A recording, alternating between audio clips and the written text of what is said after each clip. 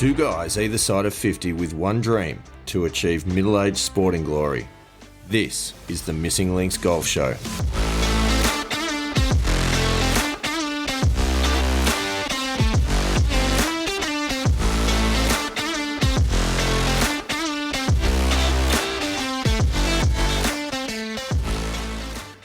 Pilgrims, pilgrims, pilgrims. What a show we have got today, Andy Walker. I can't begin to tell you how excited I am for today's episode. We are going to share all of the dirty laundry about what happened during the Macquarie Cup played on the weekend just past. This is huge. There's so much to unpack. Andy Walker, how do you feel? I've recovered, I think. Have you, though? Taken me a couple of days. Maybe not mentally. Physically, I've recovered, but certainly my expectations leading into the weekend were absolutely and completely surpassed by what happened during the event. It was a cracker. It was an absolute cracker. And there were just like, not only was it really exciting, there were just some really random and unusual events that occurred that certainly I've never come across in however many decades I've been playing golf. And you hear of them and you sometimes see them on TV, but I've never had some of the things that happened, during the round, happen during a round of golf. And it's just, it was, highly unusual, highly random, but very, very exciting.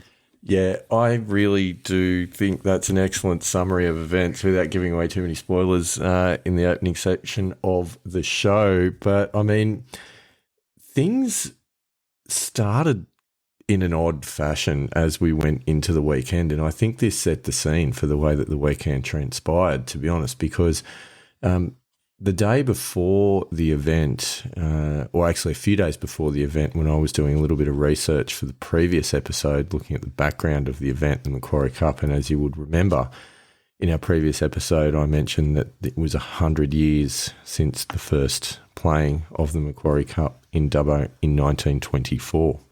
Yes. It would appear that I was the only living human to know that piece of information.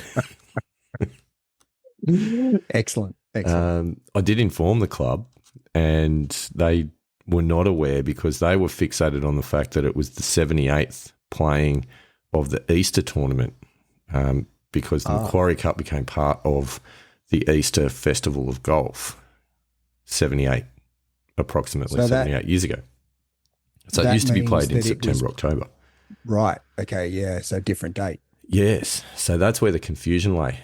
So we set that straight, but I feel like that almost set the tone for all of this undercurrent of bizarre events taking place over the next couple of days, which we certainly experienced. So did you find out how many Macquarie Cups have been played over not yet. September? This is a piece of investigative journalism that is necessary, right. But you will be happy to know, Andy Walker, that the club was informed and the president and the board of the club were informed that this was in fact the 100th anniversary of the first playing of the Macquarie Cup. A little known fact, as identified by the hosts of the Missing Links Golf Show. So that went around the board of the golf club, which I think is just, you heard it here first, ladies and gentlemen. You heard it here first. We break all of the big stories in international golf.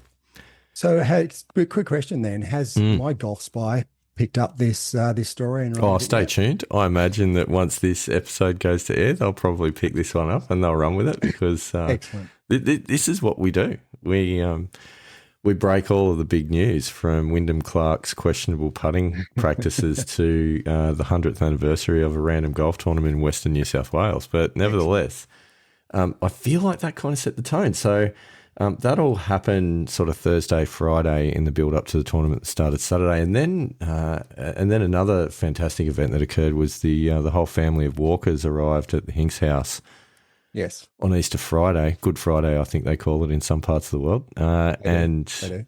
And we set about preparing ourselves for the event. Andy Walker, how do you feel that went? Look, I think that I don't know. We're just about to play a bit of a snapshot of our conversation on the way to round one. But yeah, look, there was a certain amount of preparation that was had, and it was very laid back and relaxed, and yeah. I'm told by my lovely wife that as I rolled into bed later that evening, I mumbled something incoherent that sounded something like, "Gee, I'm glad we didn't get too socially excited tonight." She laughed. Yeah, no, I believe I made a lot of noise as I stumbled and rolled into bed as well. So I was told that by my lovely wife in the morning as well. Yeah, so Pilgrims, I feel like that gives you a little bit of a sneak peek about about how things panned out on the Friday night. In the lead up to our 8:20 tee time on Saturday morning for round one of the tournament, before we got to the course on the very long drive, the 4.5-minute drive to the course, we turned our portable microphones on and had a little bit of a chat in the car about what we were expecting as we were driving to the course. And we might just play that for you now so that you can actually not just hear about us reflecting on the weekend, but hear our thoughts live before we teed off. So strap yourselves in. We'll go to that little recording right now. So, on our way to the golf club for round one of the Macquarie Cup, an incredibly exciting morning. Andy Walker, how are you feeling? I'm feeling well lubricated. Well, that's good. Oh, so's the car, apparently. Car agrees with me. Yeah, there was plenty of lubrication last night, so I'm feeling well lubricated, which always helps with the fluidity of the swing. Nice. You don't want stiff joints, that's for sure. David McClelland would have been very proud of our preparation, I feel. Yes. Shout out to Dave. I'm sure that his preparation would have been very similar to ours last night. Yeah, so round one of a major tournament. Any thoughts, feelings, goals that you want to share? Look, I think I'm just going to take the same approach as what I've taken over the last couple of comp rounds in acceptance, but not having huge expectations or any expectations, just going out and enjoying the round. Just stick to my process, stick to good strategy, and then just accept the outcome. Yeah, it sounds reasonable. I think my focus, to be honest, is going to be on executing the mental scorecard. So, preparation for each shot, decision making, commitment, execution, and full focus, and then letting go, accepting the outcome, and moving on. So, a similar theme. I want to try and get away from particular score-based outcome thinking. Yes. Focus on really just process thinking and just let the results happen. And the other thing is, what I'm really keen to do is to take away at least one, if not more, lessons learned out of the experience for future tournaments, because this is kind of new territory in some respects. Yeah, and look, I agree with that, and that's the same as me in that, I haven't played a huge amount of competition and tournament golf, well, over the last 25 years, really. So, for me, it's just getting those miles in the legs and, just trying to perform and execute under pressure. Yeah, absolutely. You were talking last night, Andy Walker, you're quite happy with where the game is at the moment. Yeah. So I feel good about where everything's at. As I mentioned last week in the podcast, I'm still not that confident with my driver and fairway. So it's going to be interesting how I approach that. I still here we are. Just about to tee off, and I still haven't figured out what my approach is with my driver and fairway. So that's going to be interesting. I think I'm just going to see how it goes over the first couple of holes, and then make a decision from there. I've got sort of two different strategies in my head. One, just playing what I would have normally played, my normal game with driver and fairway. the other one is taking the approach I've had at my home club and maybe the driving iron off most tees to get it into play. So I'm a bit flexible with my approach in that respect. So we'll see how that pans out. You probably can do that on a lot of holes on this course. There will be, I can think of at least 3 or 4 holes where you'll really need to hit driver to give yourself a chance at a reasonable approach shot. Certainly on 3 and 4. Well, maybe not so much 3, but definitely on 4. 4's quite a long par 4. If you don't hit driver, you're probably going to have an approach of like about 180 metres or more, which is a challenge. So, yeah, I mean, absolutely. And I know you're the guy that likes to throw out quotes, Andy Walker, but I think it was Muhammad Ali, possibly, who said, everyone has a plan till they get punched in the mouth. I think that was Mike Tyson. Okay. I think Mike Tyson came out with that one. Yeah, so it's a little bit like that. So have your plan off the tee until the golf course punches you in the mouth. And that's likely at some point. Let's face it. That's just golf. It is. But Andy Walker, we're just pulling into the driveway. Yes. Golf club. Looks magnificent. So it's probably time for us to actually focus on golf, put the microphones away, and come back and give everybody an update after the round. Yes, well, good luck, Mr. Hinks. Yes, play well. Yeah, play well, definitely, and let's have a lot of fun out there. Yep, well, there's the car as I'm parking. Play well, but don't play too often. Yes, exactly. All right, we'll talk to you all again later. Well, as you can hear there, Andy Walker, we were certainly in fine form on the way to the golf course. A fair bit of background noise from the vehicle as well floating around, so apologies, pilgrims, for that. But I think that gives you a good insight into our physical and mental preparation for the round. Lubrication stands out as a theme that you were quite a big fan of there, Andy Walker. Yeah, my voice wasn't particularly well lubricated, I don't think. There was a fair bit of croak in the voice. Bit of croak. Yeah.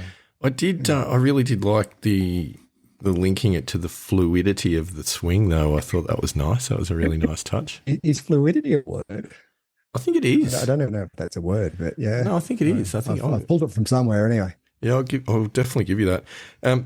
Something else that stood out as I was listening to that was my own references to really focusing on the mental scorecard, which is probably worth mentioning because that morning I actually got the ruler out and I created a physical mental scorecard for the purpose of using during the round to, as we've done before, we talked about one of Neil's suggestions of marking whether or not you're following the process and fully engaged in every shot and all those sorts of things. And because I was so mentally well prepared, I created that scorecard and then left it at home and didn't actually bring it to the course. So that possibly wasn't top work. Wasn't my best work, but it was okay because it was still sitting at home. It was ready for use for round 2.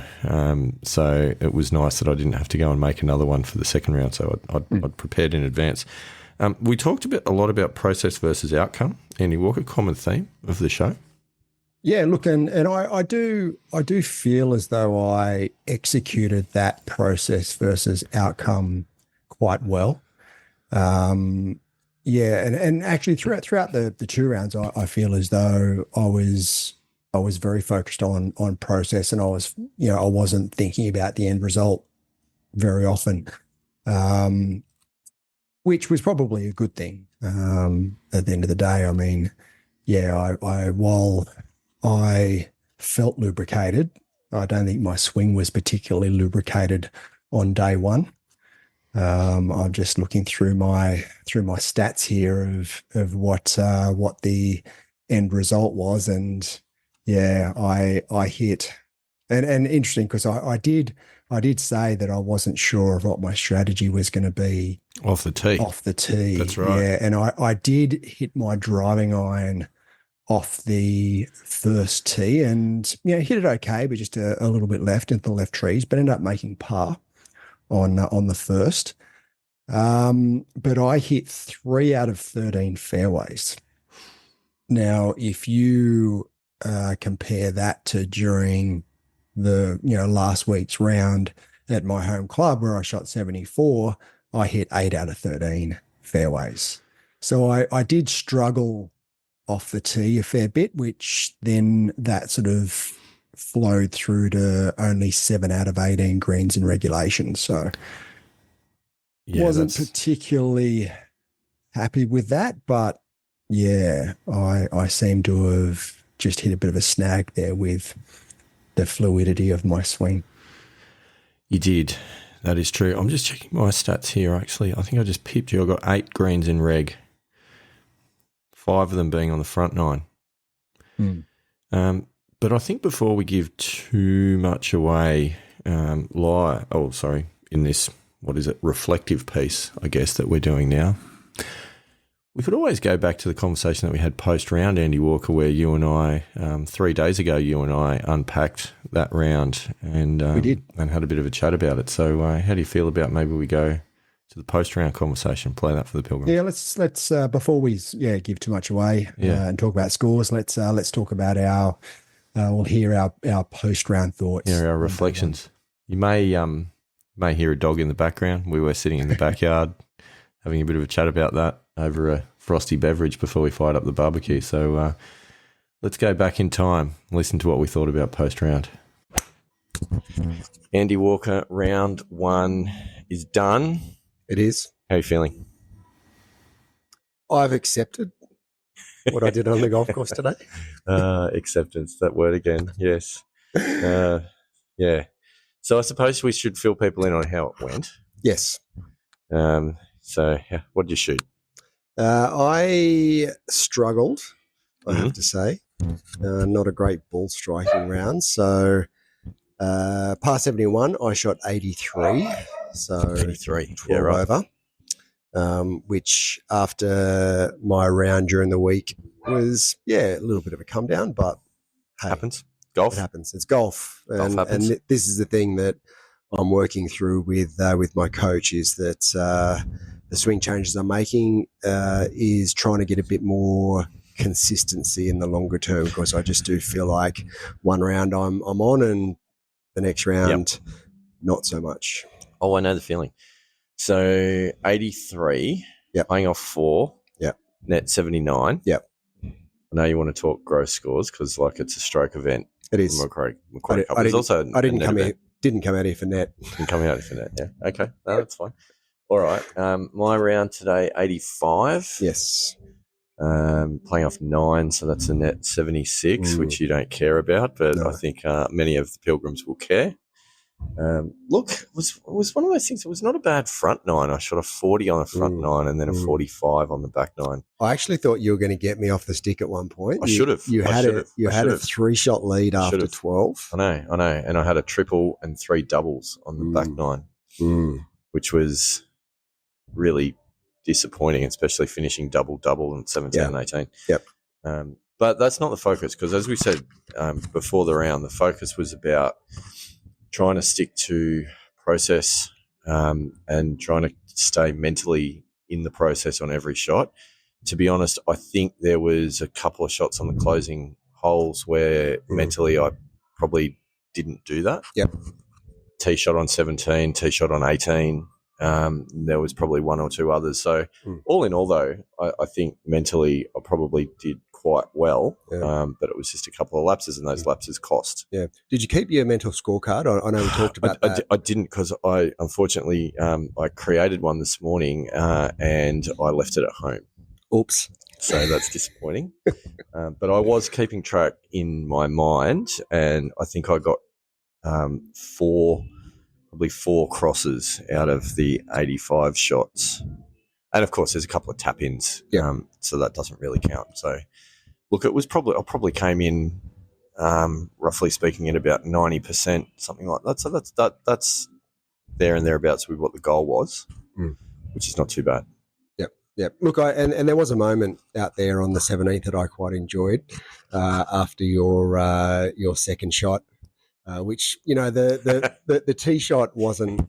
I rolled the tee shot about 100 metres. It's unbelievable. I nearly missed the ball. It it hit the fairway though. Like It did. It was fairway, and it was exactly what we talk about when we say that fairway in regulation is a useless statistic. Yes. Because I hit a fairway in regulation and I checked the distance and I was 300 metres out on a par 4. So you hit, was it a hybrid or was it your fairway from there? 5 wood. I hit my 5 wood. Probably hit it about 210 to be left with about just under 100 out. And it was funny because 2 holes prior, I was 113 out from the flag, which was in the centre of the green. I hit pitching wedge over the back of the green. So it was a bit gun shy. So I didn't hit pitching wedge on that one. I went down to the gap wedge, one of the 2 gap wedges, and came up short of the ridge on the green, which then resulted in a 3-putt. So. Yeah, but you did manage to take a drop from the path, which there was a bit of a funny moment. We should have taken a photo of this in retrospect, okay, and let the pilgrims decide because, ladies and gentlemen, what happened was my ball came to rest about, I would say, probably 2 inches off the cart path, but the cart path was on a bit of an angle to the green. And so whilst the ball wasn't on the cart path and I wasn't standing on the cart path, I felt the cart path was impinging in my swing because on the angle, it would very easily have been where the club would come through to make contact with the ball. Yeah. So, of course, doing the right thing. Before I touch the ball, I check with my marker to say, Andy Walker, have a look at this. How do you feel about that? Do you think that warrants a drop because the cart path is interfering? And Andy Walker, your response was? Yeah, no, plays it lies. Yeah, it was very unfair. And it was with a very straight face. Yeah, got me. Got me. Yeah, Steve looked up like just in shock. I think what are you talking about? Players that lies. And are you crazy? It was like just a classic reaction, and a highlight of my day because let me tell you, there wasn't a lot of golf to provide the highlights. So I had to do something to amuse myself, and that reaction was quality. Yeah, it was unfair. Kick a man while he's down. Anyway, that's what happened. So we're currently kind of sitting. Actually, let me go through the leaderboard. Tell you exactly where we're sitting at the end of round 1. Bear with me here, pilgrims. Just checking this live. So at the moment, this is on. It's only sorted on net results, so I can't tell you gross results, Andy Walker. So net results, I am currently in 20th place. Or you might say tied for 19th because it's the same score. Andy Walker is currently in 32nd, or when you're looking at ties, he'd be tied for 29th. So, a bit to do on day 2, but I'd say, not our best rounds, but, looking at where we sit on the leaderboard, certainly haven't disgraced ourselves, Andy Walker. Oh, no. And look, the course was in good nick. The greens were speed. Phenomenal.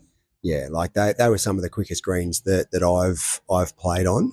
And very, very good and very true. You put it on the line and it's going to go in the hole. Yes. So that was pretty impressive. And I rate Dubbo, which is why I've made the trip out here. I think it's a really, really good test of golf. A little bit because I haven't played Dubbo from the plates before. I've only played it from the members' tees. Yeah. A bit harder than what I remember it to be. And obviously that's because it's championship conditions. But I was sort of relating it back to the Missing Links Masters at Mudgee and sort of thinking that's probably about definitely a tougher course than Mudgee. Yeah, going to be. And no, definitely tougher. Very tight. And they had the pins in some of the championship positions. And it was tough. Yeah, there's a couple of sneaky pins that I think we might see tomorrow that they can tuck away in certain corners that are a bit nasty. Yeah. But we'll see how that plays out. But no, absolutely couldn't fault the course. The course was in magnificent condition. The weather was fantastic as well. Yeah. Early 30s, blue skies, really no wind. So we had to go searching for excuses elsewhere. we both did try to hit it under the wind a couple of times. Yeah, I know, successfully there was as well. No wind. But look, that's day 1. So yeah, a bit of a I don't know. I'm not quite sure how I describe it yet. I wouldn't say it's a raging success. I wouldn't say it's a failure. It's kind of middle ground. Bit to build on, I guess. It's probably in terms of starting the tournament. The tournaments for the year. It's probably not the worst start we could have had, but would have been nice for it to be better. Yeah. And look, I mean, obviously, as I played during the week and played reasonably well, it was a bit disappointing, the end result. But, I mean, I didn't have an expectation to come out of here and have a chance to win the Macquarie Cup, sort of the gross.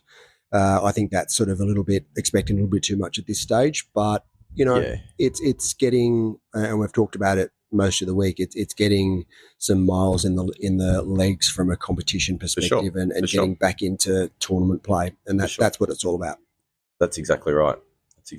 So any final thoughts before we fire up the Barbie and rehydrate ourselves in preparation for round 2? Keep the lubrication going. Yeah. Look, I'm looking forward to tomorrow. Tomorrow will be a good day, a little bit of a later tea time. We've got a Easter Sunday, so it's a little bit of a Easter egg hunt on. So it'll be a good day tomorrow. Hopefully, a little bit better scoring. At the end of the day, what I've said at the moment, if I break 80, I'm usually pretty happy. And if I can break 80 under tournament conditions, that's a good effort. It's a good effort. That's I'm not. I don't want to be score specific, but that's generally how I feel. So 83, obviously a little bit over that. Yeah. If I can lower that by 4 or 5 tomorrow, then good result at the end. Yeah, 100%. I totally agree. But I think, let's see what happens tomorrow, Andy Walker. Let's do it. Yeah, good one. Well, that was quite an in-depth debrief I feel that we had there. I think, Andy Walker, I feel like you can hear a little bit of a sense of slight disappointment with the rounds from both of us, but at the same time, I feel in that recording trying to keep a positive outlook to attack day 2.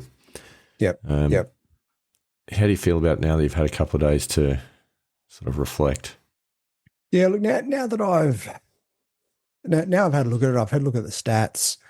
I've gone through the round on Arcos and I had 12 over on Saturday, and given I only shot 2 over during the week, now obviously very different conditions. One was my home club, other one obviously out of Dubbo. I wasn't that familiar with the track. While I've played Dubbo a couple of times, I haven't played it that much under, from the plates under tournament conditions. And look, was my expectations probably a little bit too high? Maybe, I can accept that.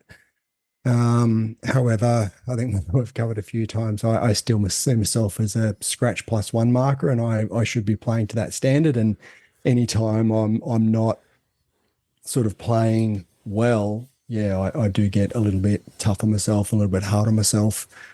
But I feel as though I'm getting better at just accepting rounds, and there's been times in the past and when we've played where I've got pretty down on myself, and I feel as though I didn't during that first round. I feel as though I went through the round, and once I'd played the shot, I was disappointed at the time, when I played some poor shots, but I got over it pretty quick and was ready for the next shot. So I feel as though that part of my game and that mental approach and that acceptance part of it is getting a lot better. So disappointing round.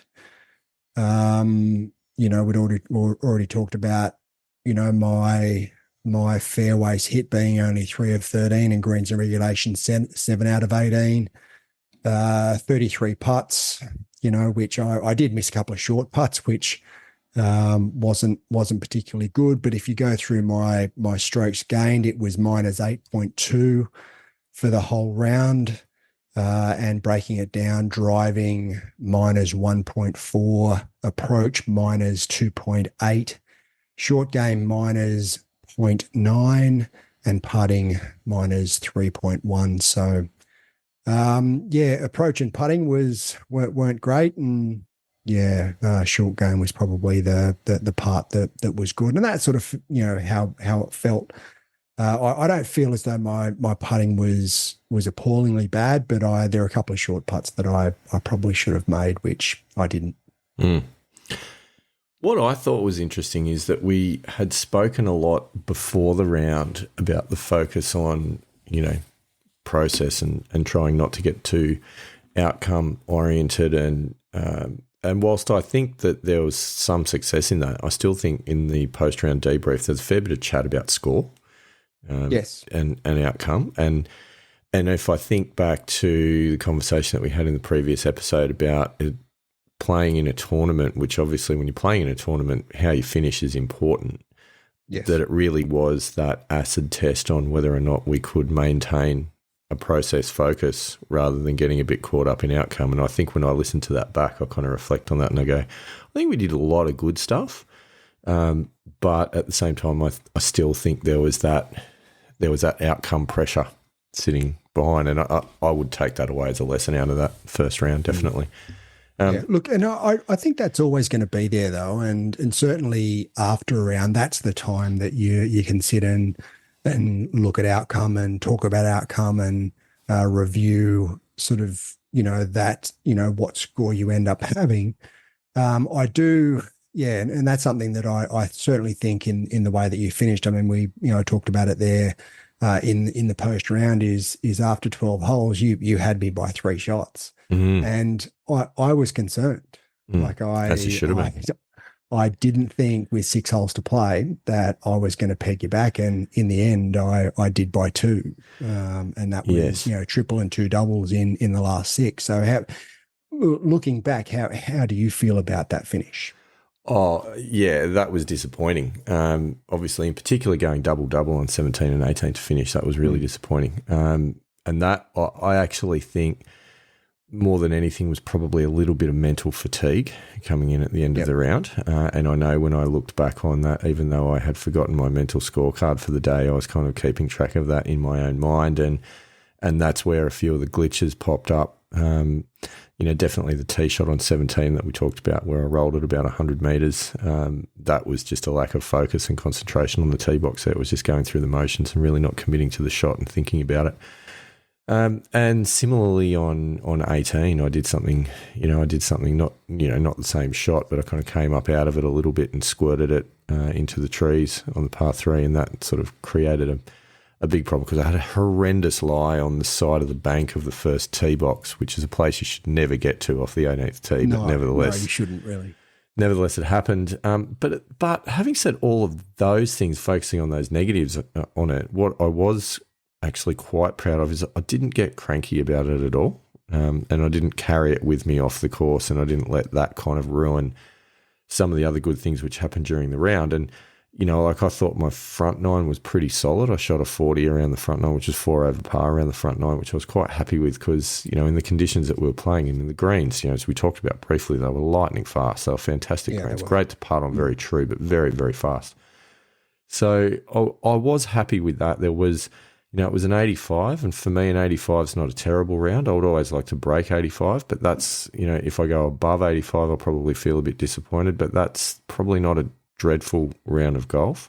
And certainly when you consider that 9 of those shots came on 4 holes, there was 3 doubles and a triple in that round. There was quite a lot of other decent golf that was played. So I knew that, without some of those mental lapses, it could have been a much better round of golf. So from that perspective, I actually wasn't too down on myself. And when I look back on it, there was a lot to take out of that, particularly for first tournament round.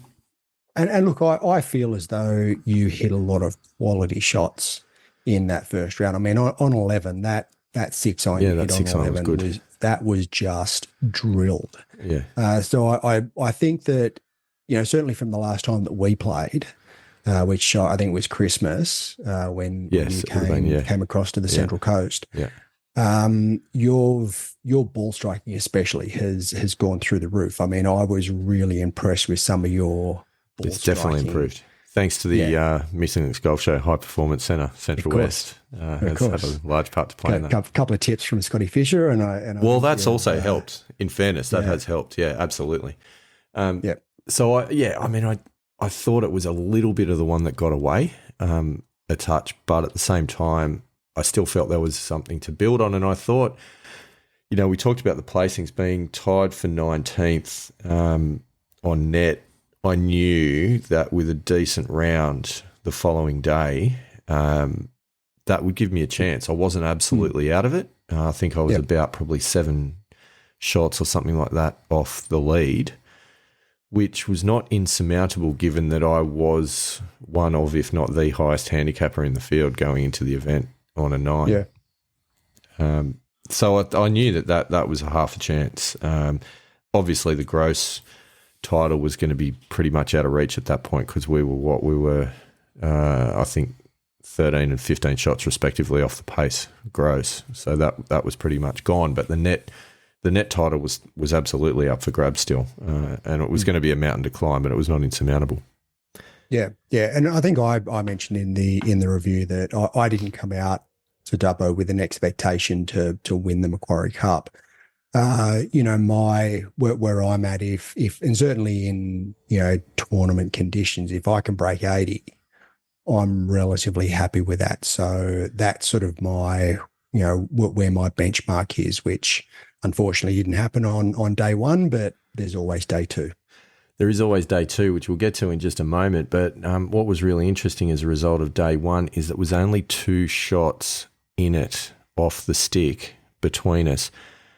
And for anyone that listened to our build-up episode, episode 22, ironically enough, you were talking about, well, this is not the ironic bit, I'll get to the ironic bit, but in the episode 22, Hail the Great Man, Richie Benno, you were talking about how it was pretty much impossible for a 9 handicapper to beat a 4 or 5 handicapper over 2 days of stroke play in tournament conditions. You'd essentially written me off and said that this was just dreamland, any of my commentary about contesting with you off the stick over the 2 days. I don't know if you remember that, Andy Walker, but that was definitely a point of discussion around the fairways of ye olde Dubbo Golf Club come Sunday morning. Look, and I'm not convinced that they were my words. I could go back to the recordings if you want. I'm happy to do that. I think that you might be putting a bit of icing on what I said, but certainly you were quite derisive. I think you said. I was quite confident. I think you said there is absolutely no chance. I think they were your words. Was that what I said? Or sure? At least words to that effect. Mm. The reason why it was ironic, though, is that whilst that was said in episode 22, the gap at the end of day 1 was only 2. Mm. Yes, it was. It was. And I have to say, I was quite relieved at the end of day 2. Oh, you were. You were. I had a 2-shot lead, and certainly coming into after 12 and then coming into 17, because you still actually had a 1-shot lead coming into 17, and I finished par bogey and you finished double. To hand me the 2-shot lead on a bit of a platter, I was quite relieved. And, it was disappointing. It was a disappointing finish.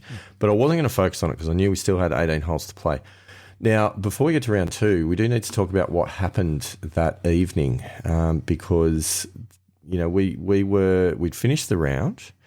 We were expecting the following morning to wake up in the morning, have a bit of not have a sleep in, but certainly have an Easter egg hunt because it was Easter Sunday with the kids, and then mosey on down to the golf course for an 11:07 tee time with 2 of the pilgrims who were fortunate enough to play the round with on Saturday, Dave and Nee. We got a message late that night. When I say late, probably about 8:30, 9 o'clock that night, from one of the pilgrims saying that not only had the top 8 been seeded, but the whole field had been seeded. Now, before we debrief that, we might go into our recording from the following morning because I think we actually said it best live. Right. Yeah. And then whatever's missed, we can come back to. But just a little warning, this pre-round discussion does get cut short due to a little technical glitch in the car. It's fine. No one was hurt. No, was no accident. It was totally fine. It was just that the phone cut out. So we'll go to Sunday morning, Andy and Steve, and hear what they had to say about life. Strap yourselves in, ladies and gentlemen. So, Andy Walker, we are driving out of the driveway to the course for day 2 of the Macquarie Cup, and I think the lead story is the shenanigans with tee times. Yes, I think we were making the point this morning that I don't think we've had as many tee times for one day's golf as what we've had on this trip. Yeah, so for background, for most tournaments you might see, say, the top 8 or so people seeded for round 2. In this year's Macquarie Cup, the club's made the decision to seed everybody, but then keep it a secret and not necessarily tell anybody. Yeah. So we kind of woke up, or last night actually, we got the heads up that we'd been shifted around, and I think we're now up to our 4th different tee time this morning. Yeah, look, and I don't have a problem with seeded tee times for, say, the top 8. That's a pretty standard event in this day and age. For What about the top 50? Yeah, look, a seeded draw for the whole field, and then not tell anyone about it. Look, Shenanigans. I'm not necessarily convinced that that's the best way to go about it. No, but anyway, we got it all sorted eventually, and we're in the same group, and that is good. So today's a new day, and sun's shining once again. Andy Walker, how do you feel about your game? Look, looking back at some of my scores over the last 12 months, I seem to be in this sort of cycle of one good round, next pretty ordinary round, one good round, next pretty ordinary round. So I'm due. I'm due for a good round. So I had a good round last week in the comp at my local club. Fairly disappointing first round of the Macquarie Cup, so I reckon I'm due for a good round. Due for a good round. That sounds like positive thinking. I think I might say that I'm also due for a good round.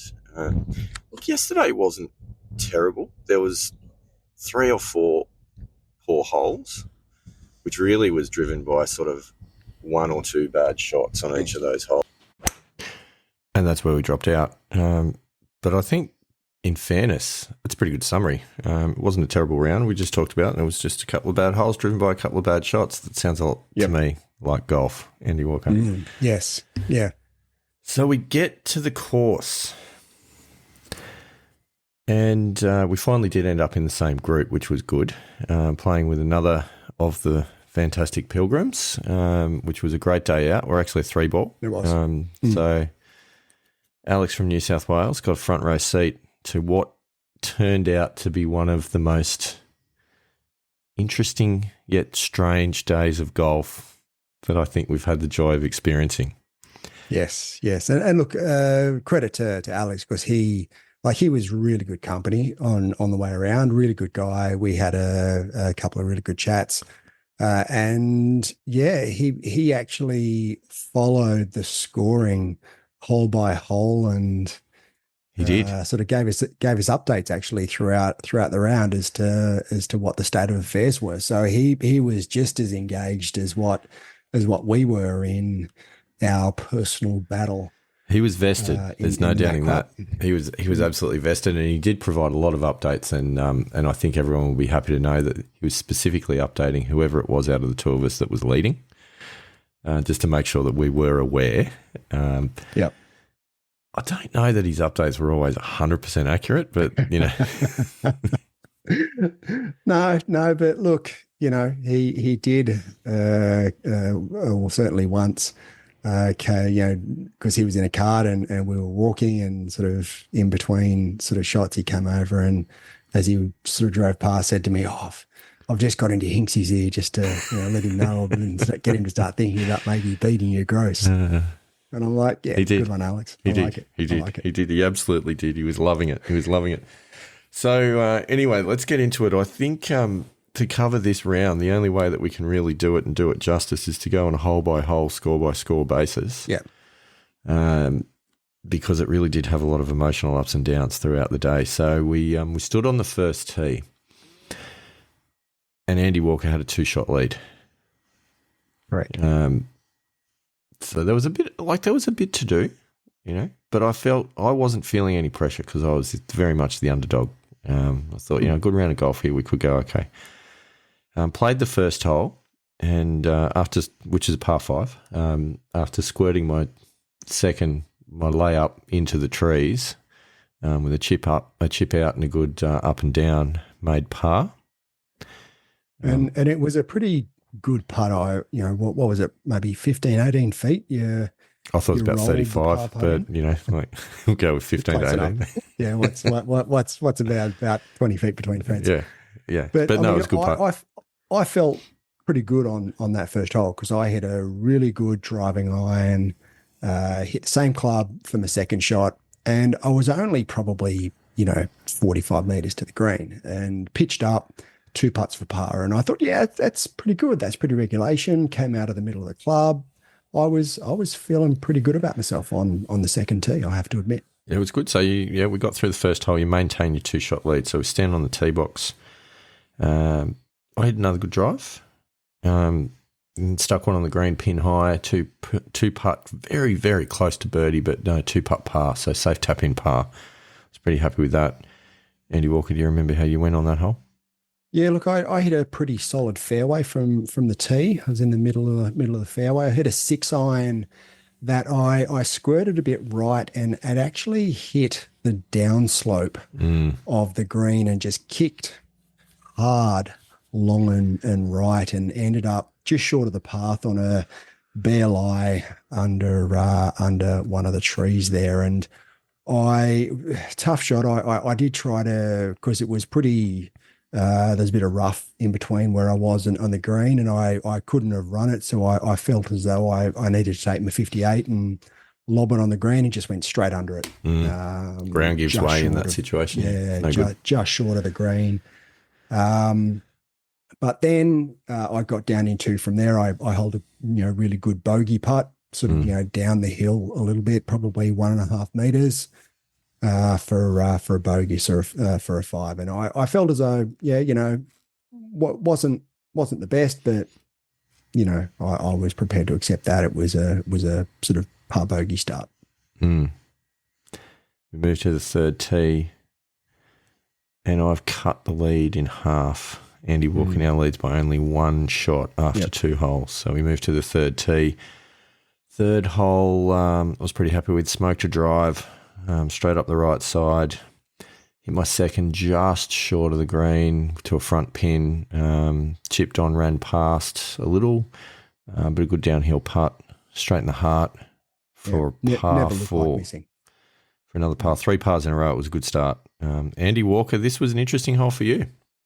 Yeah, look, and the after a couple of rounds of not actually having a duck hook, the duck hook came out. Decided to rear its ugly head and went into the left trees. And I thought, it really did go into the left trees. I thought, it's not that bad. I can just pitch out and get on the green, maybe have a chance of making par. Got down there, and I actually I called you over. Yeah. To say, look at this. Yeah. Alex came over, had a look at it.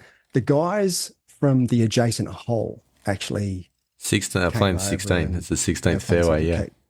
Came over and had a look at my lie, and what it had done, it had gone into the tree and become lodged probably a meter. Yeah. Up the trunk of a tree under a piece of bark. I can't believe you found it, actually. And I actually walked straight up to it, because I sort of knew whereabouts it went. And as I got nearer, I went, "Is that a ball? No, it can't be." And as I got closer and closer, I went, "Oh, it's a ball." I'm like, "Oh, it can't be my ball, surely." Anyway, it was. It was. So anyway, called everyone over. We all had a bit of a giggle about it, because again, highly unusual. And again, as I alluded to at the start of the episode, I've never had something like that happen. And you see people, I think Bernard Langer at one stage had his ball lodged in a tree, had to climb the tree and go and get it. But I've never had I mean, I've been dead where I've been in a bush or I've been up against the trunk of a tree, but I've never actually had my ball stuck in the lodge under bark. a piece of bark. It's pretty unusual. So what did you do, Andy Walker? Did you take an unplayable and take a drop? No, I had a swing. Played a bit of T-ball out of the tree? A left-handed swing. Yes. With an 8-iron. And our very good friend, Richard from Ireland says, you used your 3-iron. Not sure if that was an Irish accent, but anyway. Yeah, and look, I missed it.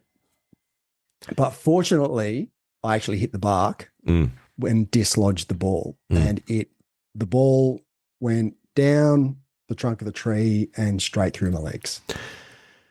Now, ladies and gentlemen, we will post a video of this very shot on our social media channels because we did get it from not one but two angles. We had multiple cameras on this at the time because we knew it was something special.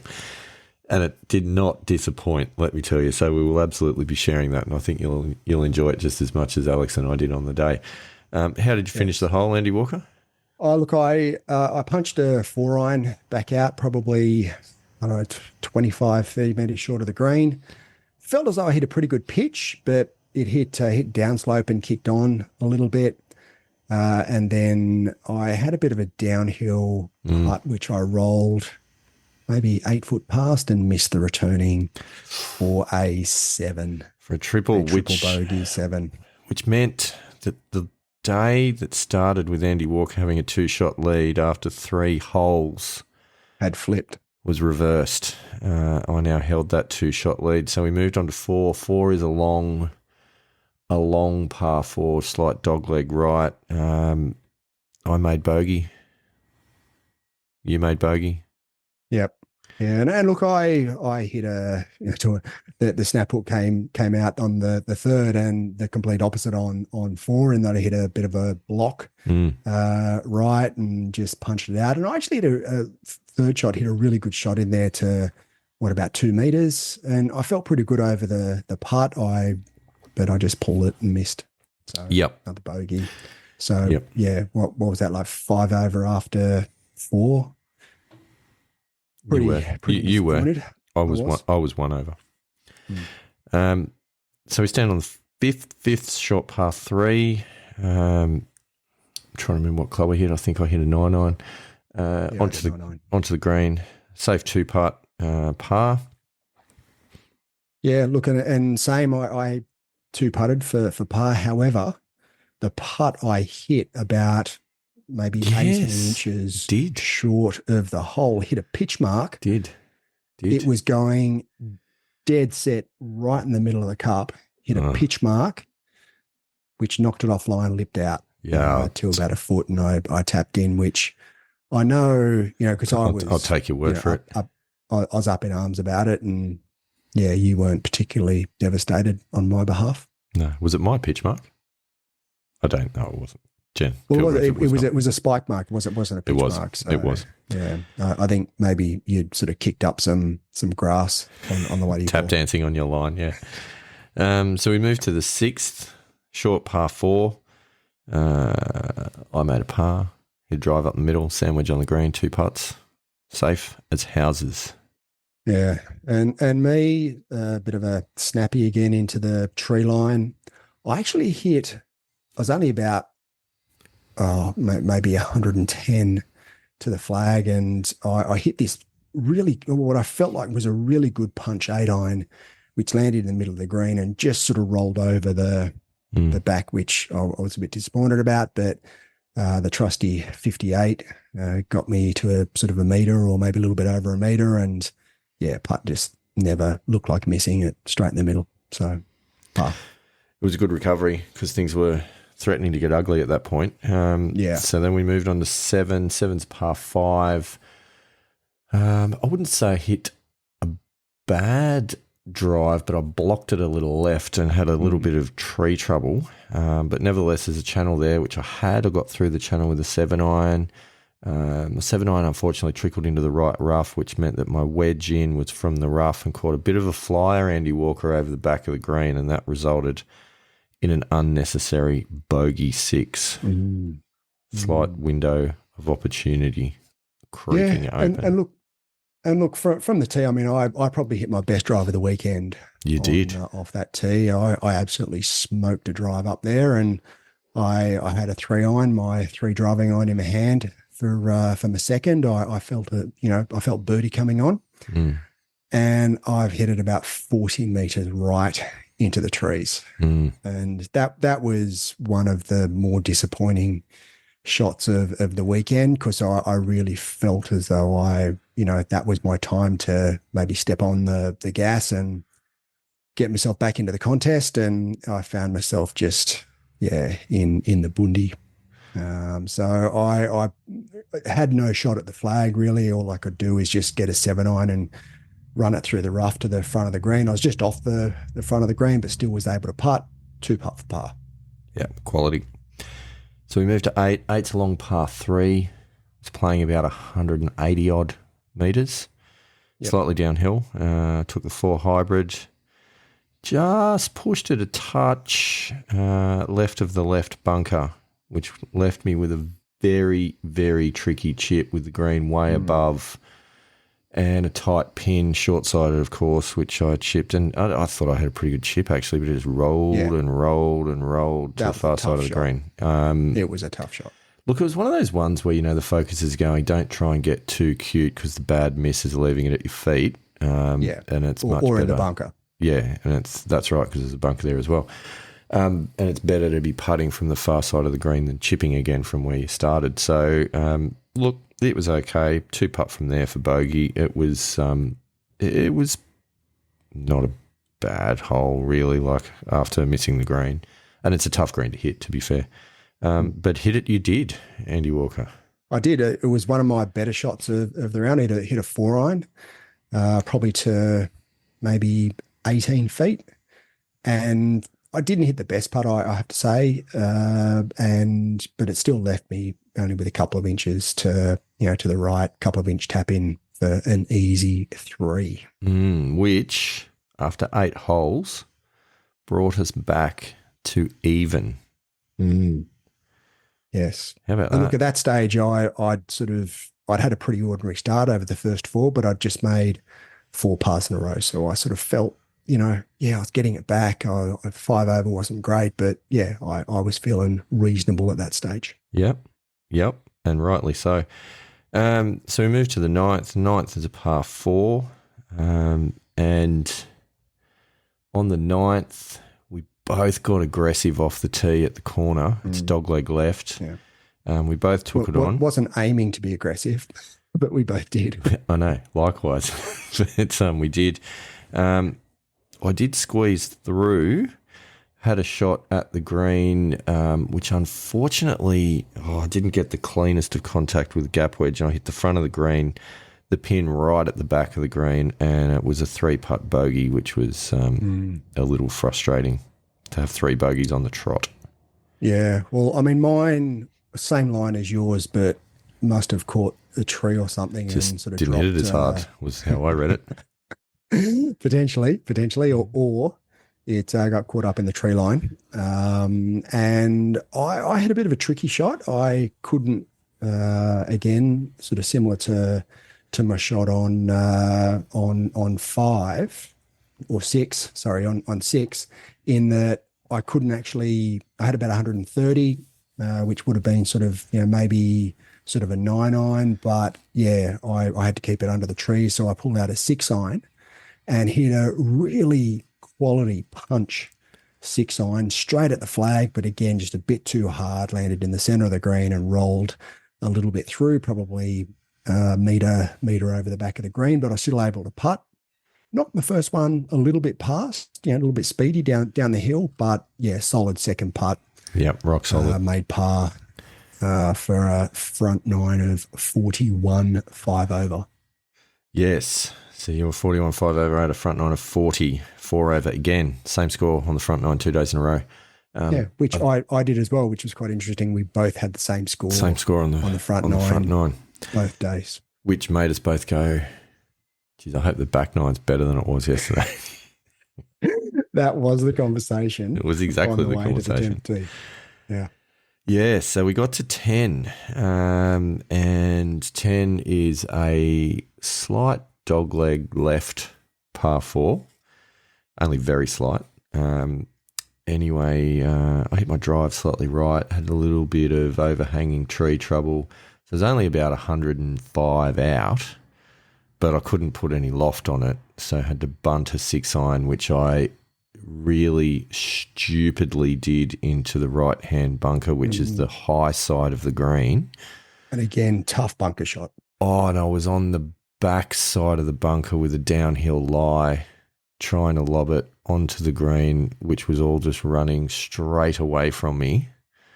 Quite a terrifying shot with another bunker on the other side of the green.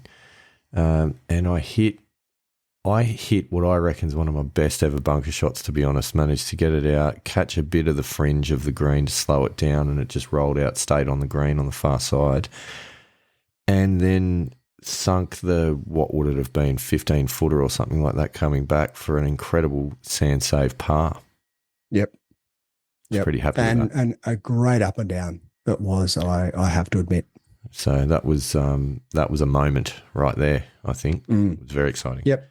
Yeah. So on the 10th, I hit a reasonable drive, not my best, but it was reasonable. I had around about 98 to the flag.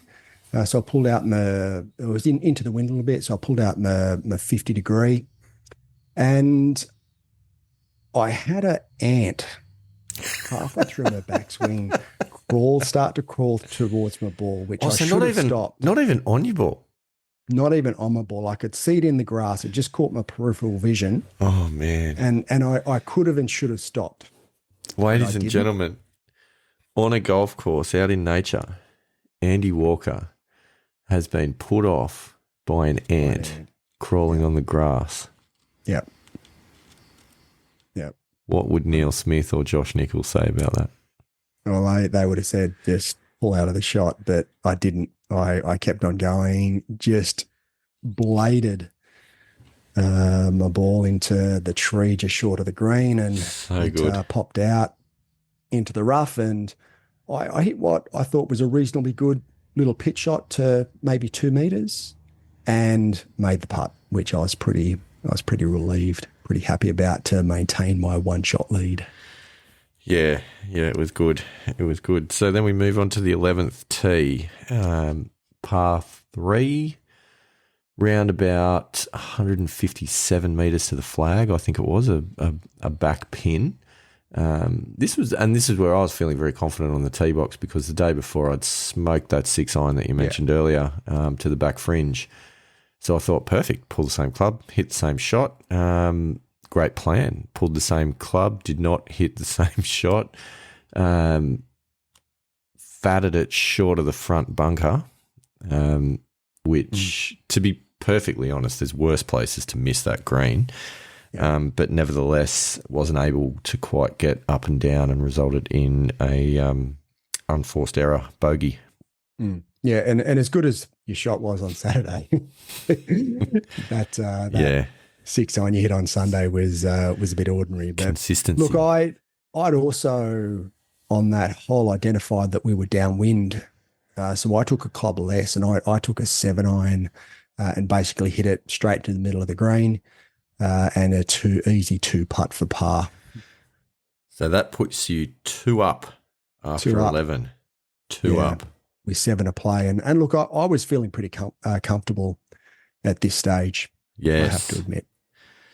And I knew I had to do something special to get back in the game. I felt like I was pulling away. We're on the back 9, 7 holes to play. Yeah, I think we could all feel it. So I knew at that point, walking to the 12th tee, and there's a bit of a walk between the 11th green and the 12th tee, and there was just something going through my mind going, I need something special. I need to put the foot down. I need to win this hole, and if not get 2 or 3 shots, at least get 1 shot back from this lead, because I can't allow this to get away from me. So I was laser focused Mm. So I put the tee in the ground, ball on top of it, obviously that's helpful. And I lined myself up. Now the 12th hole, it's a fairly long par 5. There's water all up the left. There's trees down the right. It's a tough driving hole. It's always one that you're happy to get behind you. But like I say, I was pumped. I was ready. Had a good rip at the ball. And I reckon I probably hit the top half of it. Just cleared the small lake in front of the tee box, bounced off the side of the ladies' tee box, Yep. and rolled down into the second lake. Yep. Slightly disappointing. And the window of opportunity not only opened, Andy Walker, but I think it blew off its hinges for you at that point. It did. So I had to drop one. Yep. And then pulled out the 5-wood, smacked one up the fairway, 6-iron to the green, but just to the right of the green, chipped on, and a couple of putts, all up for a double bogey, which was heartbreaking on a hole that I knew I needed to do something to try and peg one back. It was very disappointing, Andy Walker. But how did you go? Oh, look, given there was the water hazard all the way up the left and my snap hook had reared its ugly head a couple of the holes or some holes earlier, I had a bit of a blocky to the right into the tree line. I think that was a bit of a safety first, don't hit it left type shot. But, you know, after seeing your ball, I'm still pretty comfortable, I have to admit. And anyway, I sort of start walking into the tree line, and Alex had already, because he was in a cart, he'd gone up there, played his ball. And I said, "Oh, Alex, have you seen another ball?" And he goes, "Yeah, there's another ball just down there just past the gum tree." And I sort of looked and I saw it and went, "Yep, no problem at all." Went down there, looked at the ball. "Yep, Titleist 4, that's my ball, no problem at all." Didn't have a shot. Really could only bunt a 6-iron back onto the fairway, which I did.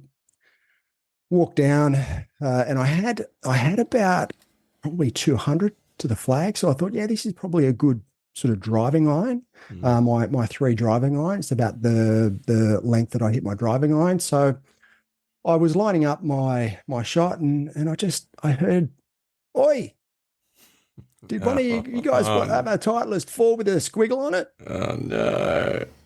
And I'm like, "No, I don't have a squiggle on it. I've got my logo on it, which is ladies and gentlemen, it looks like a squiggle." Anyway, I checked the ball that I just hit, and lo and behold, Not your ball. it wasn't my ball. And I went, Controversy. "Oops." Big oops. So, tail between my legs, picked the ball up, went back up, showed the bloke where I hit the ball from, went back to my ball, and ironically, actually had a reasonably good shot back onto the fairway. So, if I had have just, and look, it was a Titleist 4. It was a Pro V1X. A Pro V1 Titleist 4. Same ball. My logo was actually on the other side of the wall, which is why I didn't really sort of check it that well. It was just one of those moments that, you look back and you go, really, really silly. Yeah, schoolboy error. Yeah, very, very much a schoolboy error. Anyway, I knocked my, about my fourth shot back onto the fairway. Had about 132, I think it was, to the flag, but it was into the wind. So I felt as though it was probably a little bit too hard for a 9-iron, so I took my 8, and I actually hit a really, really good shot, almost at the flag. It was only maybe a meter left of the flag, but because of the shape of the green, and this is one of what you mentioned earlier, this was the sneaky pin placement. This one, there's a couple of gnarly little pin placements. You can have a dubbo, and it landed on the green, and it probably would have only been maybe a couple of meters from the flag at one point, maybe even closer. But because of the slope of the green. It actually rolled all the way just down, rejects. all the way off the green. It's brutal. And yeah, was pretty disappointed when I got down there and saw my pitch mark and saw where it ended up. And it was one of those shots that, you know, because of the shape of the green, if I had have tried to chip it at the flag, it would have just gone straight over the other side of the green and rolled into a fairly similar position on the other side of the green. And then I would have had the same shot basically coming back, which I had every chance of ending up back where I was. So I've seen people do that with that pin placement, of just go back and forth across the green for shot after shot. Had that written all over it. Yeah. So I had to aim away from the flag and just bunt a little 6-iron up the slope onto the green. 2 putts, 8. My second triple bogey of the round, which means that your lead was cut to 1. Yeah. Andy Walker. This is exciting with 6 to play. So that window of opportunity that just blew open. I think you might have caught a finger in it as it slammed shut. Yeah. Which then we moved to 13. 13's a tough hole. It's an index either 1 or 2.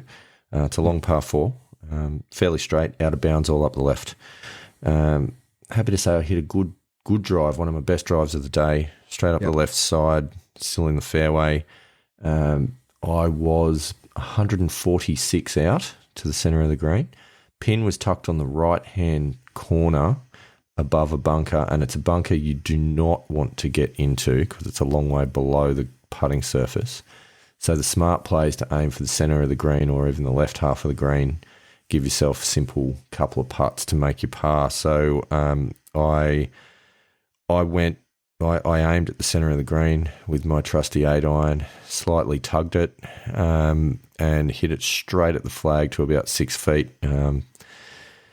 Unfortunately, missed the birdie putt, but it was a tap-in par, so that was good fun. Yep. And I hit again after my block right. The previous hole on 12, it was a little bit blocky, but still managed to stay inside the tree line. Now, it was a little bit downwind, and I had 144, but I had to keep it low, and I thought, I can't really hit an 8-iron like I wanted to, so I had to hit a 7-iron, but just sort of came over the top of it and tugged it sort of left, went over the green, and sort of stayed on top of the little knoll over the green. And you know, at this stage you were in quite close, and I was just like, potential 2-shot swing here. Could have been easily.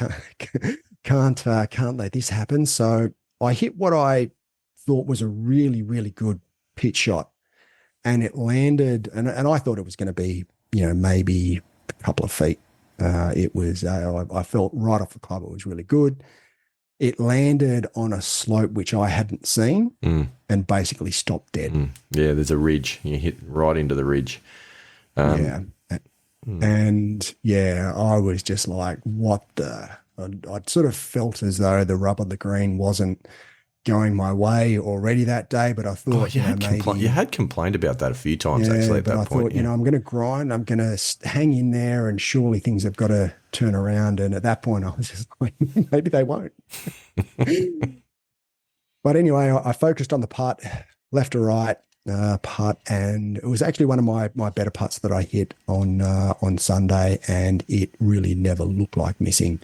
So yeah, up and down for a good part. That was a hell of an up and down.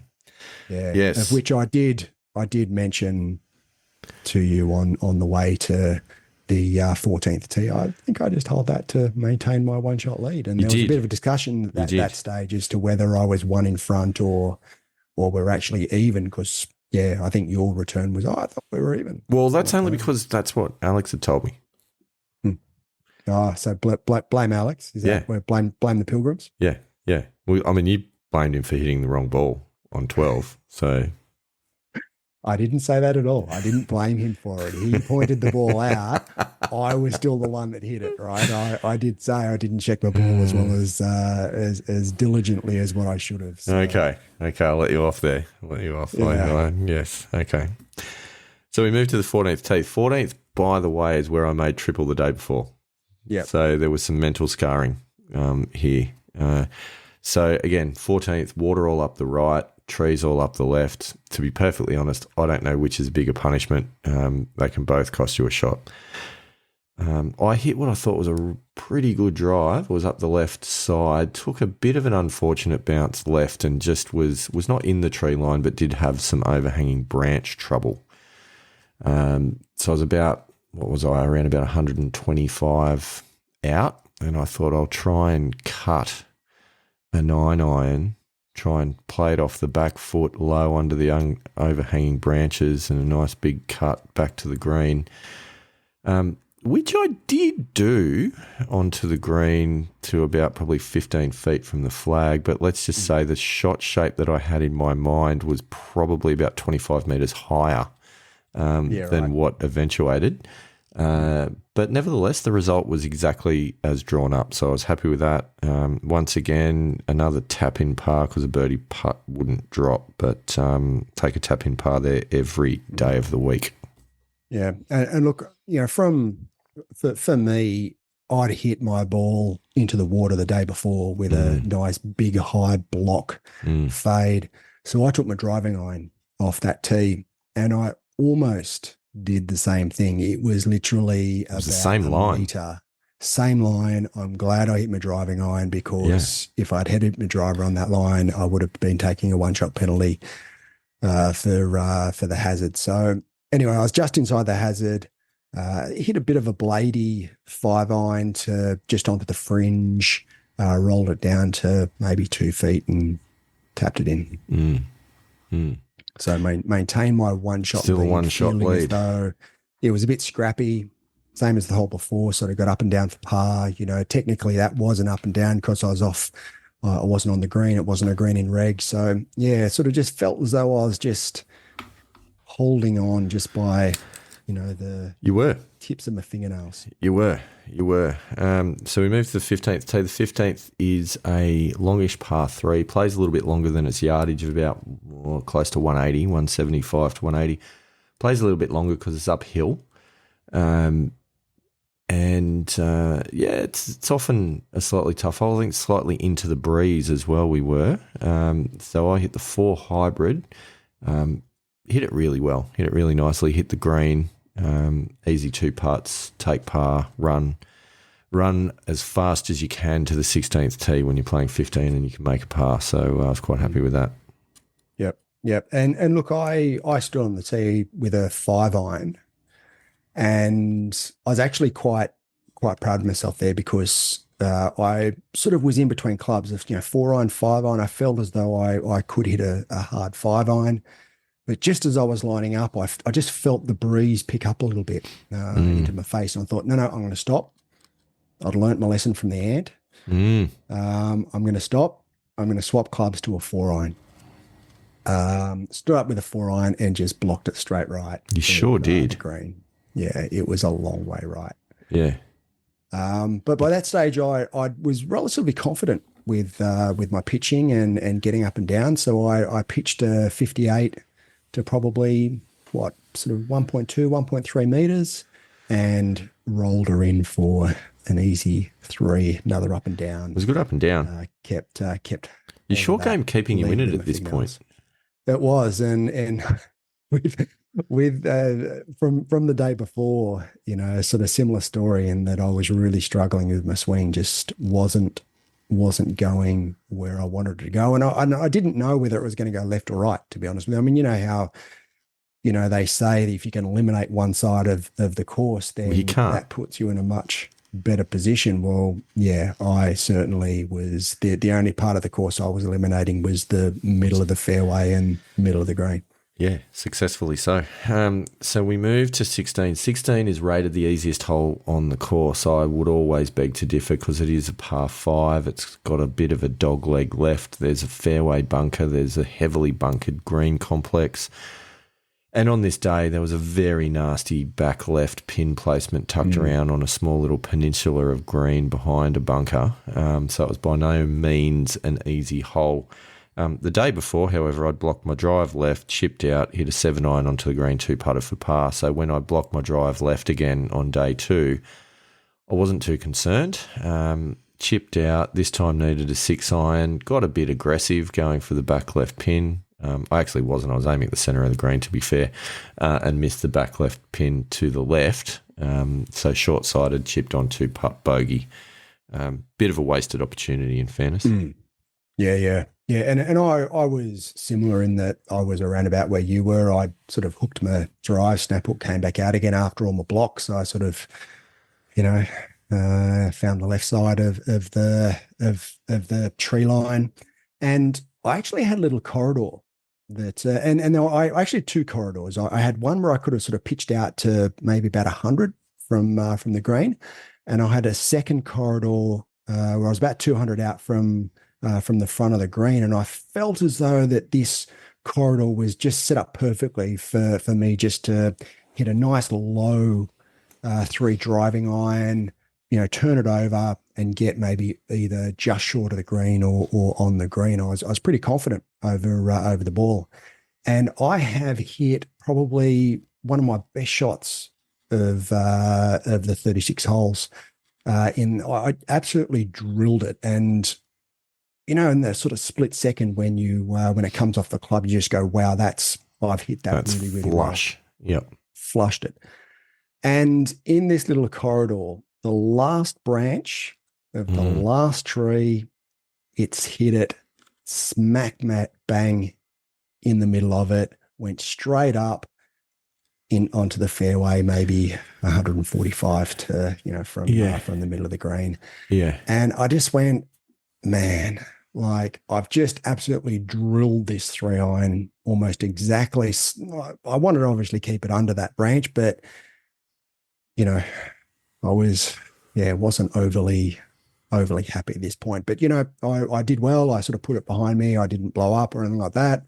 Went down, hit a pretty ordinary 7-iron. I have to say it was pretty fat to sort of short and left, and I couldn't go at the flag again because the flag was sort of tucked around that short left bunker. So pitched it to maybe about 18 feet, 20 feet, and easy 2-putt for bogey, which was quite disappointing for the easiest hole in the golf course. I know. It's a bit anticlimactic, in fairness. Yeah. So maintained through your mistake, my mistake, maintained a one-shot lead, 2 to play. 2 holes to play, yeah. And I think at this point, I feel like we had the conversation about Andy Walker. It wasn't meant to be this close.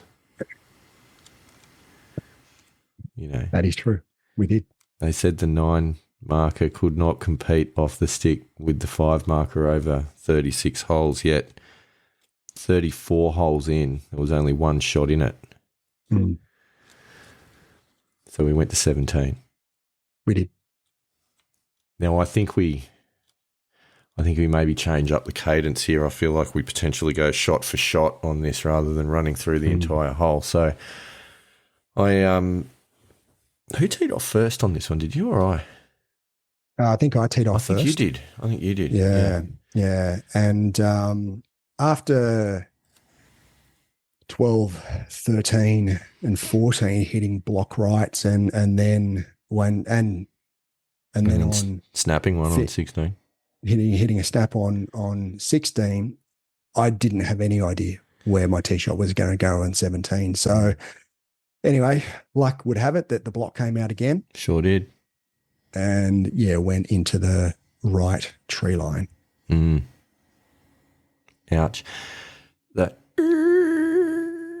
window of opportunity just creaked open as I stepped up and smoked a drive. Yep. Up the left side of the fairway, leaving me about, it's a long par 4 actually, we should say. 17 and 13 are the stroke 1 and 2.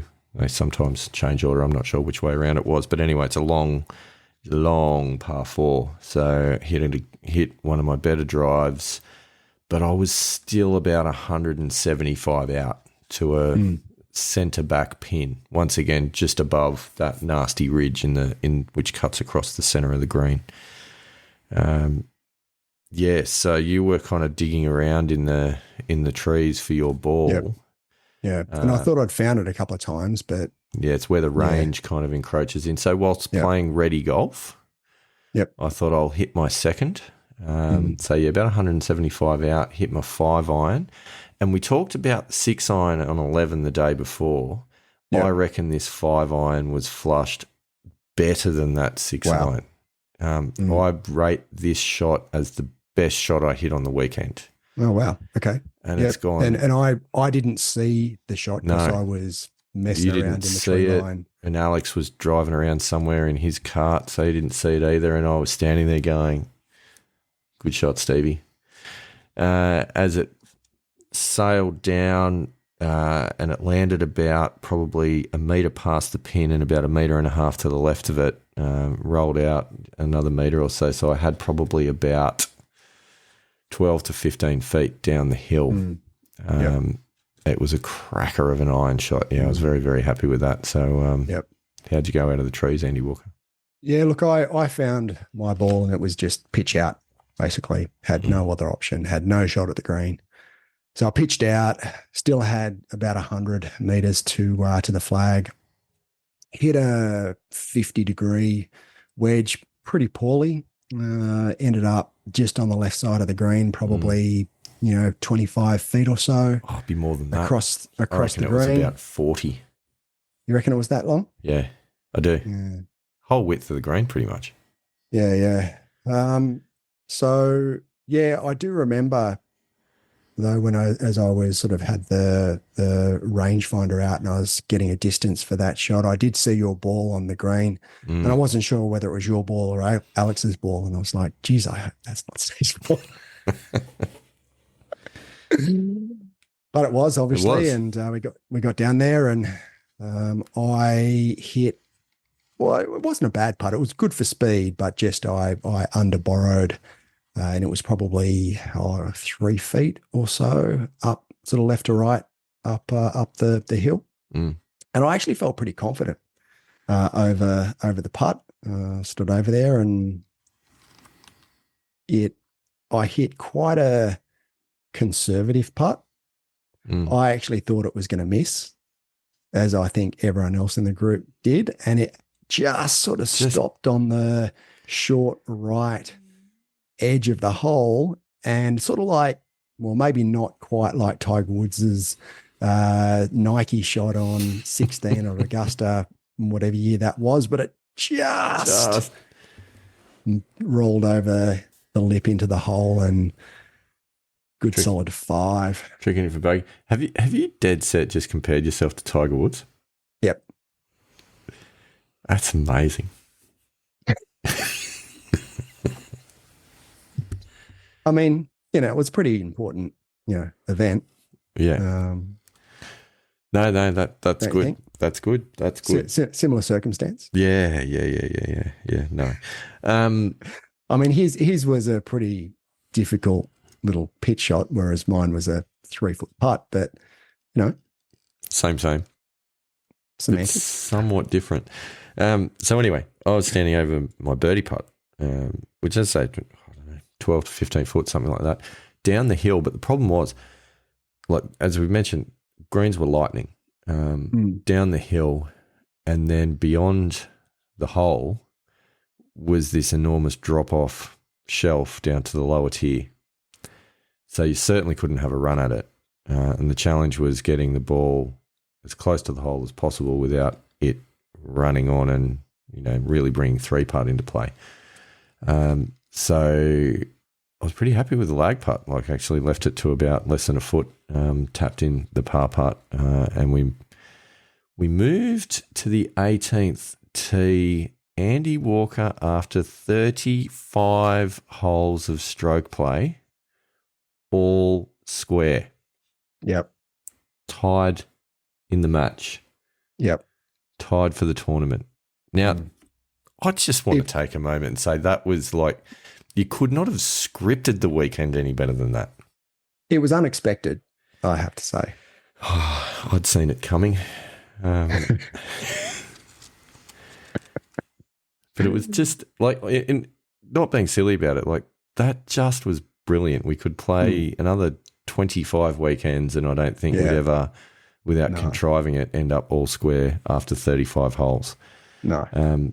So we moved to the 18th tee. Now the 18th hole is another tough par 3 up the hill, playing about 180 odd metres. 185 I got in the rangefinder. And it is a green which is heavily sloping left to right. And the pin was tucked right up on the top of the green on the left-hand side. So whatever you do, don't miss left, because short-siding downhill, you'd chip onto that green and your ball would not stop. It would be down to the bottom side of the green. Did I tee off first or did you tee off first? Yeah, you did. No, you teed off first. I think I teed off first.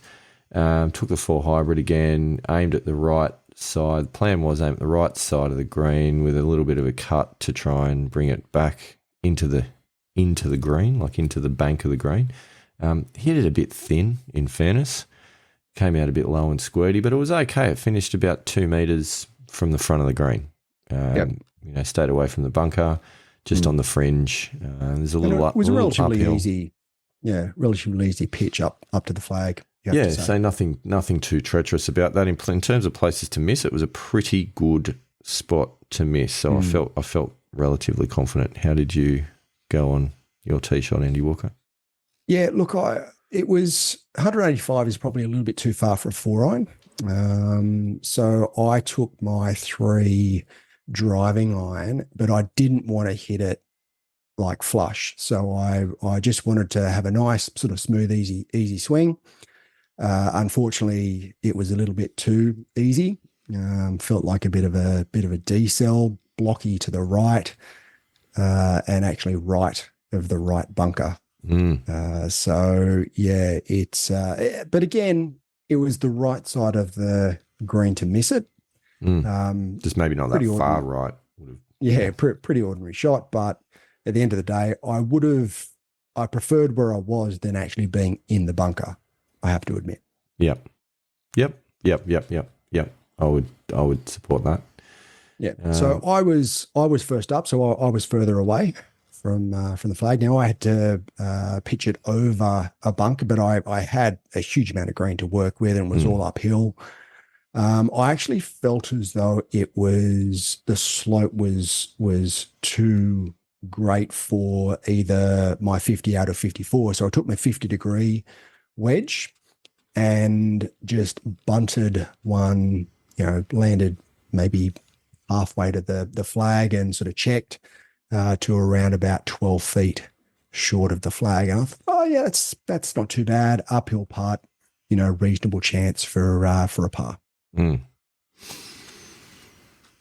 So I then had a chance to chip, at which point Alex was busily putting the chains and the poles back into position beyond the bunker where he had to take them all apart to play his chip. Not blaming him. Sounds like you are. No. I actually didn't realise he was doing that at all. I had no idea he was doing it. So it's completely irrelevant to the story. But it was just that he was talking about it afterwards, so I thought I'd raise it. So I was thinking about a few different options. I could have taken the sand wedge and thrown it up high, long way towards the flag. Bit risky, though, particularly off the Kikuyu. Yeah. So I thought, no, I'll play the percentage play, pull out the pitching wedge, bump and run, and just kind of hit it like a putter swing more than anything else and roll it on up towards the flag. And a good plan, very good plan, except for the fact that the execution let me down a little, and we're all familiar with the chili dip, the chunk, the whatever you want to call it. I reckon I hit the ground about 2 inches before the ball, and the leading edge dug right in, and the ball went about 1.5 meters and didn't quite make the green. No. Can't remember the last time I literally didn't get even to the green from that close, but that was a little bit soul destroying. But practicing acceptance, Andy Walker, as I did, I then moved on with my life, pulled the putter out and putted mine up from there, very close to your marker, actually. Yeah, a little bit short of mine, probably another foot outside. It was, which was all the difference, because that meant that I gave you the line as I hit my putt, which just did not quite drop, and I tapped in for double bogey for the second time in 2 rounds on the 18 in 2 very different ways. So at this stage, I'm going, all right, I've got 2 putts to win. Really didn't want to, I mean, it was uphill and I could have been a bit more aggressive than what I actually was, but I just didn't want to be too aggressive because the greens were pretty quick and it was a left to right and I knew it could probably get away from me. You didn't want to get above that hole either. No. So I actually took a little bit extra borrow and just, lagged it up there to, 6 inches, tapped in for a commanding victory. Well, you say that. But let's unpack things a little bit here. It was heartbreaking not to beat you over the 2 days, gross. But this I will say, those rounds, for anyone keeping score at home, meant that Andy Walker finished day 2 with an 82. I finished day 2 with an 81. Yeah. To at least beat you on one of the 2 days and to also take the title of the low round for the weekend. Correct. Against your 82 and your 83. So your 82, your 83 gave you a total of 165 for the weekend. My 81 and 85 gave me a total of 166 for the weekend. Who would ever have scripted it to be that close off the stick? Which meant that net results, your 79 and 78 over your 2 days gave you 157 versus my 71 and 76 for 147 for what I would like to call a commanding victory. Yeah, look, and as I've said, I didn't make the trip for the net, so irrelevant really. Well, just some other stats that you might be interested in. If you want to talk gross, where we finished overall in the tournament was gross. Andy Walker tied for 22nd. And 22, tied for 22nd with another guy. So that meant that I then one shot back finished in 24th. I think respectable. I do. Yeah. I think it's interesting to look at the net results for the tournament. Net results, Andy Walker finishing 23rd.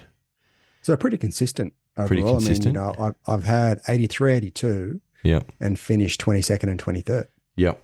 And my finish after coming second in the field on day 2, actually tied for first, but on countback being awarded second place, which cost me a little bit of money, but anyway, that's okay. But that meant overall finishing 5th in the Macquarie Cup. So I was pretty happy with that. Yeah. So that would have been also been a flag round for you, yeah? As a matter of fact, it was Andy Walker. So how did that impact handicap? Well, this is exciting. We've got to cover that. This is exciting. Well, there's a couple of things that happen here because actually day 1 also was in fact a flag round because I had an 8.8 dropping out the other end. Oh, right. Okay. And so that 2 meant, flag rounds. Yeah, well, 1 and 1 is how I'd like to call it because the first round became my highest flag round. Yeah. So an 8.8 dropped out. It replaced it with a 12.4 or something. That saw me bump up overnight to 9.5 from 9.0. And then after day 2 with the 81, actually, because the course rating was given a +2 difficulty for the day due to the pin placements. So the 81 actually counted as a differential of 7.1, and that dropped my handicap index to 8.8 Andy Walker. 8.8. First time ever in the 8s. That's exciting. Nice. Oh, well, that's good. That's progress. That's going well. After day 1, going in the opposite direction and then coming back with a vengeance. With a vengeance, absolutely. On day 2. So that's exciting. Yeah, me, neither round, flag round, actually went out 0.1, 4.1. Yeah. So that is exciting. Ladies and gentlemen, that's the story of the Macquarie Cup. It's been a bit of a marathon tonight, but it was a story we needed to tell. Yep. Yeah, and look, I think it was, as we covered earlier, a bit unusual. Was rather amusing at times. It was a really, really good weekend and great company. And I think the Walker clan and the Hinks clan get on very, very well. The wives get on well. Our 2 boys are about the same age. They get on exceptionally well. Even your daughter and my daughter, who there's a bit of an age gap there, but I think they got on relatively well, and they all seemed to play together well in the pool while we had some bevies in the spa. Mate, it was good times. It was very, very good times had by all. I can't wait until the next opportunity to do it again. I'm sure there'll be something in between now and next year's Macquarie Cup. We've got a few, for sure, a few ideas lined up, which we will no doubt book in and let everybody know. But also, without giving too much away, there's some exciting things lined up for the Missing Links Golf Show coming over the next month or so. Hopefully, if things pan out, we'll have some very, very interesting episodes coming your way. I'm not going to give too much away. Yeah. No, the next, probably the next 2 months, I reckon, seeing what we've got lined up. The next 2 months is going to be a very, it's pretty cool, very interesting pilgrimage. It is. So thank you once again, pilgrims, for listening. Get out there, social media, Missing Links Golf Show on Facebook, TML Golf Show on X, Missing Links Golf Show on Instagram. Where else are we? You can email us at the Missing Links Golf Show at gmail.com. Find us wherever you can find us. Just go looking. Find us on the golf course. That's it from me. It's been a marathon. Have a great evening. Andy Walker, any final messages? Oh, look, I think, we've covered a fair bit tonight, and part of it's just, I think, acceptance. It's playing, to your ability and just, accepting the end result. But at the end of the day, it's just having a bit of fun and being out there. So rock on, pilgrims.